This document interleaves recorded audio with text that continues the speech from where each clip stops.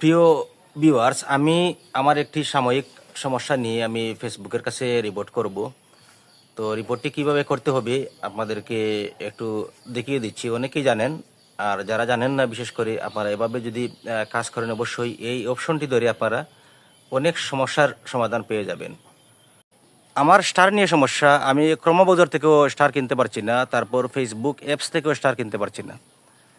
তো এই ভিডিওর মাধ্যমে আপনাদেরকে দেখানোর চেষ্টা করব কিভাবে ফেসবুকের কাছে রিপোর্ট করব। তো আপনারা স্ক্রিনের দিকে লক্ষ্য রাখুন। প্রিয় ভিউয়ার্স, আমি চলে আসলাম এখন আমার প্রোফাইলে আসার পর প্রফেশনাল ড্যাশবোর্ড আপনারা দেখতে পাচ্ছেন। প্রফেশনাল ড্যাশবোর্ডে আমি ক্লিক করব। প্রফেশনাল ড্যাশবোর্ডে ক্লিক করলাম, তারপর নিচের দিকে একটু স্ক্রল করব। স্ক্রল করার পর নিচে দেখেন সাপোর্ট একটি অপশন আছে, এখানে ক্লিক করব। এখানে ক্লিক করার পর আপনারা দেখতে পাচ্ছেন রিপোর্ট এ টেকনিক্যাল প্রবলেম, এই জায়গায় আমরা ক্লিক করব।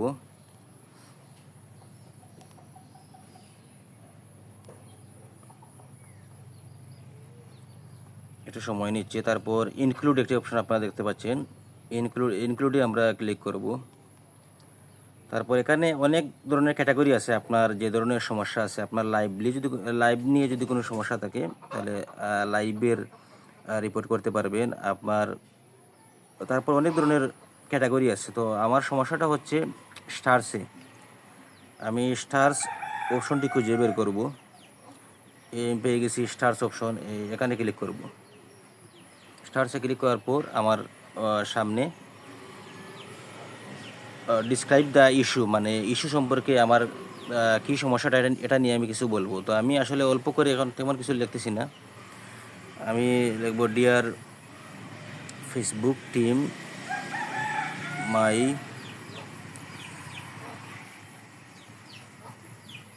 Stars problem, please solve it.